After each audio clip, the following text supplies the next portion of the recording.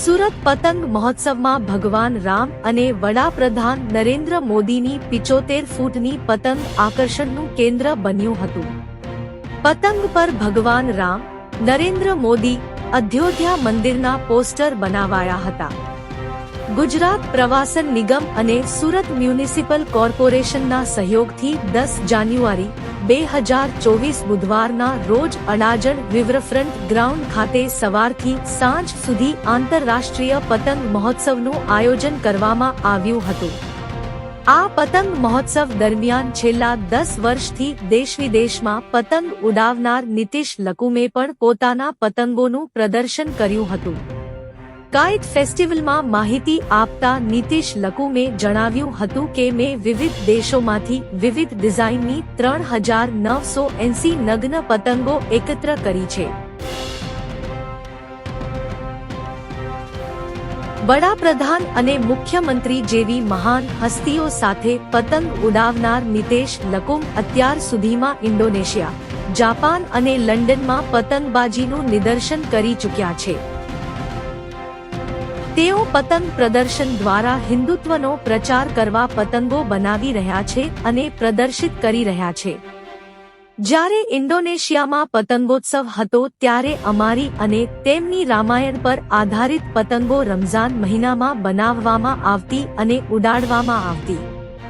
એ સમન્વય સાથેના પતંગો આજે જુદા જુદા દેશોમાં ઉડે છે। અહીં પતંગો બનાવીને પ્રદર્શનમાં લઈ જવામાં આવી હતી। તે સમયે વડાપ્રધાનનું પ્રતિનિધિમંડળ અમારી સાથે હતું।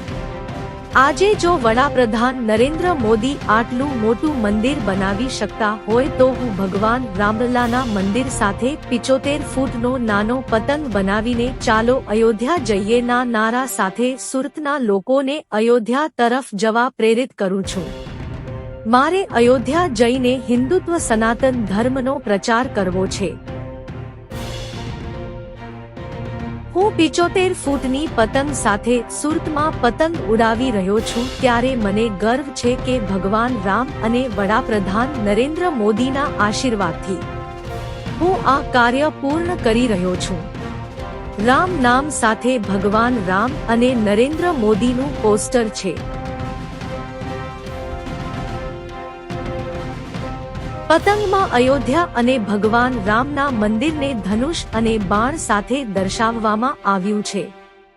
આ થીમ તૈયાર કરવા માટે ભટાર સ્થિત રુદ્રાક્ષ ફેશનની મદદથી 3 કલાકમાં 75 ફૂટનો પતંગ તૈયાર કરવામાં આવ્યો હતો। આ ઉપરાંત 65 ઓક્ટોપસ, 15 મીટર ચિત્તો, 15 ફૂટ વ્હેલ, 15 ફૂટ શાર્ક વગેરે 200 પતંગો છે। રિપોર્ટર સૈયદ ઇમરાન। મારું નામ નીતિશ કુમાર છનાલા લકુમ છે। હું સુરત ગુજરાતથી છું। અત્યાર સુધી 10 વર્ષથી હું આ ઇન્ટરનેશનલ લેવલ પર ફ્લાઇંગ કરી રહ્યો હતો। 24 અલગ અલગ કન્ટ્રીઓની અંદર જઈને આવ્યો છું। આ નરેન્દ્ર મોદી સાહેબનો પતંગ બનાવવા માટે અને રામ મંદિરની પ્રચલિતતા કરવા માટે મેં આ પતંગનું નિર્માણ કર્યું છે। રુદ્રાક્ષ ફેશન્સ કરીને જે ફેશન ડિઝાઇનર હતા તેમણે મને આ પતંગ બનાવવા માટે મદદ કરી છે। આ પતંગ બનાવવા પાછળનો હેતુ એક જ છે કે લોકોને જાગૃત કરીને હિન્દુત્વનો ફેલાવો કરીએ અને ચાલો અયોધ્યાના સૂત્ર સાથે હું વેલકમ ભર્યું આમંત્રણ આપીને અયોધ્યા તરફ જવા પ્રેરિત કરું છું।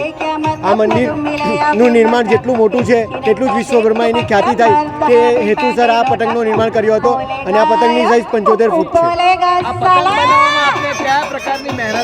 આ પતંગ બનાવવા માટે મને 4 કલાક લાગ્યા છે। અમે બપોરના 2 વાગ્યાથી શરૂઆત ચાલુ કરી હતી। તે સાંજના 6-7 વાગ્યા સુધીમાં અમારી શરૂઆત પૂરી થઈ હતી અને રાત્રે 10 વાગે સ્ટીચ કરીને કમ્પ્લીટ થયો હતો। છેલ્લા 10 વર્ષમાં આપણે કયા પ્રકારના પતંગો બનાવીએ? છેલ્લા 10 વર્ષમાં દર વર્ષે અલગ અલગ પતંગો લઈ ગયા। વર્ષે G20ની થીમ હતી। એના પહેલાં હું નરેન્દ્ર મોદી સાહેબ સાથે જકાર્તા ઇન્ડોનેશિયાની અંદર આપણા રામાયણને પ્રચલિત કરવા માટે 1 શ્લોકીય રામાયણના પતંગ લઈને ગયો હતો। એ જ રીતે આગળ જતાં અમે ફ્રાન્સની અંદર બી આપણા રામાયણને પ્રચલિત કર્યું હતું।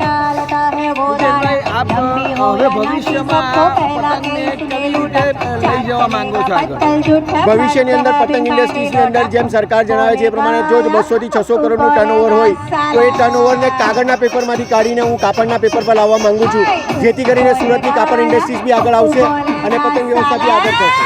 આપે જે આપણા આ કેપની ઉપર જે બધું લગાવ્યું છે એ શું છે? મારા કેપ પર લાગેલા છે એ દરેક પ્રકારના મેડલો છે અને એ મેડલો અમે જ્યાં જ્યાં કાઇટ ફ્લાઇંગ કરવા જઈએ છીએ ત્યાંથી અમને મળે છે. આપ સુરત શહેરની જનતાને શું સંદેશ પાઠવો? સુરત શહેરની જનતાને એટલું જ કહેવા માંગુ છું કે અયોધ્યાની અંદર જે પ્રમાણે મોટું મંદિરનું નિર્માણ થઈ રહ્યું છે એ પ્રમાણે આપણા હિન્દુ ધર્મનો ફેલાવો કરો અને હિન્દુત્વને આગળ કરો અને સનાતન ધર્મને પ્રચલિત કરો. મારું નામ ધ્વનિ નિતેશ કુમાર લકુમ છે. હું સુરત ગુજરાતથી છું. અમે 10 વર્ષથી ઇન્ટરનેશનલ કાઇટ ફ્લાઇંગ કરી રહ્યા છે અને આજે 22 તારીખે જે PM મોદી દ્વારા રામ મંદિરનું થવાનું છે ઉદ્ઘાટન, એના પર અમારી મેઇન થીમ છે અને અમને ખૂબ જ આનંદ થઈ રહ્યો છે. મેં 19 યર્સની છું, ગ્રેજ્યુએશન કરું છું અને લાસ્ટ 10 વર્ષ નાનપણથી મેં મારા પપ્પાને જોઈને પતંગ ઉડાવું છું અને એમની સાથે જાઉં છું અને આગળ જઈને પણ હું પપ્પા સાથે જઈશ અને એમના પાછળ પણ હું ચાલીશ અને મને ખૂબ આનંદ છે. આનો શોખ તને કેવી રીતે ઉદ્ભવ્યો? ડેડીને જોઈને બસ નાના ઉત્તરાયણમાંથી પતંગ જે ચગાવતા હતા એના પરથી જોઈને એ બસ ગુજરાત લેવલ પર કરતા હતા, એમાંથી મને જોઈને શોખ છે અને અમે પછી ઇન્ટરનેશનલ લેવલ પર ગયા છે. આ જે 75 ફૂટનો જે પતંગ ચગાવી રહ્યા છે એનો વજન તું કેવી રીતે ઝીલી શકે? એ એક સ્ટ્રેન્થ છે, જે હિંમત, એક્સાઇટમેન્ટ, શોખ હોય ને એને કારણે આટલું થાય છે. એ વજન ભલે છે પણ જે અમને અંદરથી ઈચ્છા, એક્સાઇટમેન્ટ હોય છે તે કંઈ અલગ જ હોય છે અને એ વજન પછી ત્યારે દેખાતું જ નથી કે આટલું હોય છે વજન. તને આ શોખ જે આવ્યો છે પતંગનો એ સિવાય તને બીજા કયા શોખો છે? મને બીજા ઘણા બધા છે, જેમ કરીને ડ્રોઈંગ કરીને છે, પતંગની ડિઝાઇનિંગ બધું કરવાનું હોય, સ્ટિચિંગનું કામ છે, એની અંદરનું જે વર્ક ડિટેલિંગમાં કરવાનું હોય એ બહુ બધું છે. ભલે હું એન્જિનિયરિંગનું ભણી રહેલું છે પણ સાઈડમાં પણ મને આ ડ્રોઈંગ, કાઇટ્સ, બહુ બધું બીજાનું શોખ છે સાથે. તારા જેવા બીજા છોકરાઓને તું શું સંદેશ પાઠવશે? હું બસ બીજા છોકરાને કે ભણવા પર તો ધ્યાન આપો જ પણ સાથે બીજી બધી એક્ટિવિટીઝ છે એના પર પણ ધ્યાન આપો. ભણવાનું એટલું મહત્ત્વ નથી, એના વગર એવું નથી કે દુનિયા અટકી જાય છે પણ આ ભણશો તો પણ તમને કામ લાગશે અને ભણવા